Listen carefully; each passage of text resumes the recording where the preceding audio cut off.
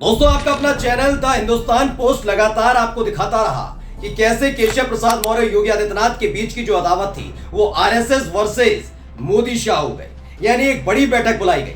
ये बैठक इसलिए भी बुलाई गई थी दोस्तों, क्योंकि एक तरफ आपको मालूम होगा जब जब संघ ने यानी आरएसएस ने कोई बैठक की तो उसमें केशव प्रसाद मौर्य और ब्रजेश पाठक नहीं पहुंच रहे थे, यानी उन्हें बुलाया नहीं जा रहा था। सिर्फ योगी आदित्यनाथ तक वो बैठक सीमित रही। जब जब मोदी शाह या फिर दिल्ली में आलाकमान हाईकमान तलब करता था तो वो योगी आदित्यनाथ को नहीं बुलाते थे, वो सिर्फ केशव प्रसाद मौर्य को बुलाते थे। इसीलिए इस बार तय किया गया था कि भाई आरएसएस के नेता और मोदी शाह बैठकर ये तय करेंगे कि बीजेपी का भविष्य उत्तर प्रदेश में क्या होने जा रहा है, क्या वाकई योगी आदित्यनाथ इस्तीफा देंगे।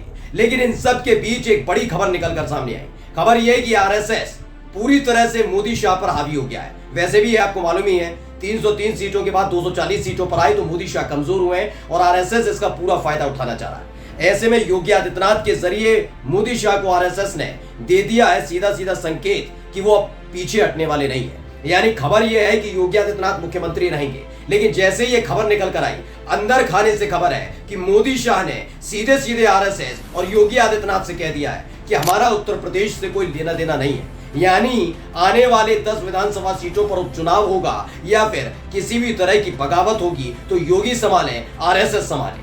यानी केशव प्रसाद मौर्य और ब्रजेश पाठक के पास जो आंकड़ा है यानी तकरीबन 180 बीजेपी विधायक और 3 सहयोगी पार्टियों के 29 विधायक, कुल मिलाकर 209 विधायक अगर वो बगावत करते हैं तो आरएसएस के सिर पर वो सारा ठीकरा फोड़ा जाएगा। ये खबर पक्की है कि केशव प्रसाद मौर्य और ब्रजेश पाठक कभी भी इस्तीफा दे सकते हैं। नमस्कार, मैं हूं प्राज्वल गौतम और आप देख रहे हैं द हिंदुस्तान पोस्ट।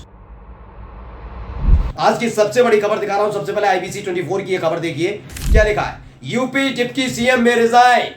यूपी में राजनीतिक हलचल तेज, दोनों डिप्टी सीएम दे सकते हैं अपने पद से इस्तीफा। रेस में इन नेताओं का नाम शामिल है। किन नेताओं का नाम शामिल है वो बाद में बताऊंगा, लेकिन अलग अलग दावे हो रहे हैं। खबर यह है कि अंदर खाने जो बात हुई वो खुलकर कोई बोलने के लिए तैयार नहीं है।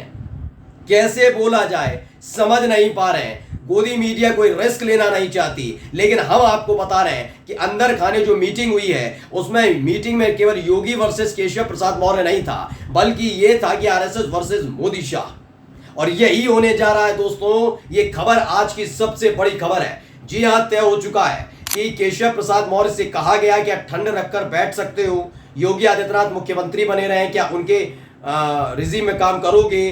तो ऐसे में साफ किया गया केशव की तरफ से कि नहीं, ये मेरे पास आखिरी चांस था। यानी केशव प्रसाद मौर्य तो कर ही रहे हैं, लेकिन योगी आदित्यनाथ ने आरएसएस से एक बात और कह दी है उनके नेताओं से कि किसी भी कीमत पर ब्रजेश पाठक को भी वो अपनी कैबिनेट में देखना नहीं चाहते। अब ब्रजेश पाठक क्या करने जा रहा हूं, केशव प्रसाद मौर्य क्या करने जा रहा है, एक एक खबर दिखाने जा रहा हूं। जब सबसे पहले ये खबर देखिए, एबीपी न्यूज ने इस खबर को छापा है और एबीपी न्यूज ने क्या लिखा। यूपी में बदले जा रहे दोनों डिप्टी सीएम, बीजेपी की बैठक के बीच सपा नेता के दावे से गरमाई सियासत। वैसे 2 दिन ये बैठक चलनी है और इन सब के बीच परिणाम बाद में निकलेगा, लेकिन उससे पहले ही आपका अपना चैनल द हिंदुस्तान पोस्ट आपको बता रहा है। जी हां, केशव प्रसाद मौर्य तो आएंगे बाहर, साथ ही ब्रजेश पाठक की छुट्टी किसी भी कीमत पर करना चाहते हैं।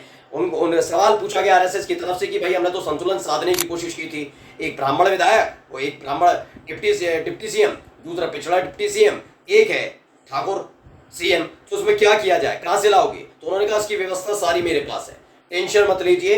माना जा रहा है 2 नाम है इस समय, एक है लक्ष्मीकांत वाजपेयी जिनको लेकर चर्चा है, लेकिन उनकी उम्मीद बेहद कम मानी जा रही है। लेकिन लक्ष्मीकांत वाजपेयी चूंकि आरएसएस के करीबी हैं तो हो सकता है वो बन जाए। लेकिन लक्ष्मीकांत वाजपेयी ने हाल ही में योगी आदित्यनाथ के खिलाफ मोर्चा खोला था, इसलिए वो नहीं चाहेंगे कि ब्रजेश पाठक जो रोड़ा बने, केशव प्रसाद मौर्य जो रोड़ा बने, इन दोनों को हटाकर फिर से कुछ ऐसे लोगों को ले आया जाए जो फिर से उनकी राह में रोड़ा बने।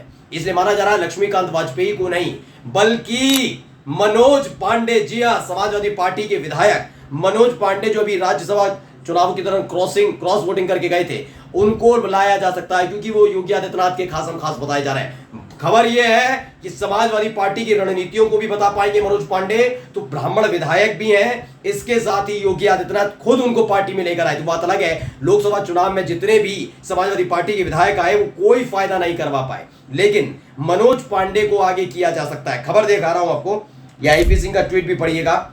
इन्होंने लिखा है 2027 में सपा 300 पार, भाजपा 2027 में सिर्फ 27 सीटों पर निपट जाएगी। दोनों उप मुख्यमंत्री हल्के और फर्जी नेता हैं, मूल भाजपा के भी नहीं है। बात सच है। केशव प्रसाद मौर्य को अमित शाह ने जमीन से उठाकर आसमान पर बैठा दिया, जो उस योग्य ही नहीं था। दूसरे ब्रजेश पाठक सत्ता की मलाई खाने बसपा से भाजपा में शामिल हो गए। अमित शाह ने मूल कार्यकर्ता डॉक्टर दिनेश शर्मा जी को हटाकर हल्के आदमी को बिठा दिया, जिसमें अपना रंग दिखा दिया है। लगता है कि संघ ने कमान अपने हाथ में ले लिया है। फिलहाल भाजपा डूबता जहाज है, जिससे कूद कर सब भागना चाहते हैं। सपा कभी ऐसे नादान नेताओं को शामिल नहीं करेगी। यानी कुल मिलाकर ये खेल समझ में आ गया है कि होने क्या जा रहा है। दरअसल इसमें बताया गया था कि इसमें लिखा हुआ भी है, लक्ष्मीकांत वाजपेयी व स्वतंत्र देव सिंह को हो सकते हैं उत्तर प्रदेश के अगले मुख्यमंत्री, सूत्र बताते हैं। लेकिन मेरा ही मानना है नहीं, ये नहीं होने जा रहे हैं। मैं स्वतंत्र देव सिंह की गारंटी नहीं लेता, लेकिन लक्ष्मीकांत वाजपेयी ने, क्योंकि लक्ष्मीकांत वाजपेयी ने जब ये पूरा मामला चल रहा था, मतभेद चल रहा था, आरोप लगाए जा रहे थे योगी आदित्यनाथ पर, अनुप्रिया पटेल कह रही थी कि आरक्षण लील गए योगी आदित्यनाथ, पिछड़ों को नहीं दिया, दलितों को नहीं दिया, आदिवासियों को नहीं दिया। फिर उन्होंने एक और आरोप लगा दिया जिसकी चिट्ठी वायरल कर दी, जिसमें बताया गया कि टोल टैक्स के नाम पर अवैध वसूली जारी है। ये तमाम चीजें, उसी भी तमाम नेता कह रहे थे। लक्ष्मीकांत वाजपेयी भी आए थे, उन्होंने कहा था कि कांवड़ पथ बनना था, कहां गया कांवड़ पथ, जिसके लिए पैसे सैंक्शन भी हो गए थे। यानी योगी आदित्यनाथ की सरकार ने 7 साल में कांवड़ियों के लिए कोई काम नहीं किया। ये कोई और नहीं, लक्ष्मीकांत वाजपेयी कह रहे थे। लक्ष्मीकांत वाजपेयी के इस बयान के बाद भी योगी आदित्यनाथ नाराज बताए जा रहे थे, और अब माना जा रहा है कि उनकी जगह दी जाएगी मनोज पांडे को। अब देखिए एक और खबर दिखा रहा हूं, एबीपी न्यूज ने छापा थोड़ी देर बाद कि मनोज पांडे होंगे यूपी के उप मुख्यमंत्री, इस नेता को हटाकर मिलेगा पद। दरअसल मैंने कहा ना कि सत्ता संतुलन को साधना जरूरी है, लेकिन सवाल यह है कि अगर केशव प्रसाद मौर्य हट जाते हैं, अगर ब्रजेश पाठक हट जाते हैं, क्या ये बगावत करेंगे? तो मैं आपको बता रहा हूं करेंगे। क्यों करेंगे मैं आपको बताता हूं। 2017 में चुनाव हुए, समाजवादी पार्टी हारी, बीजेपी को बहुमत मिला।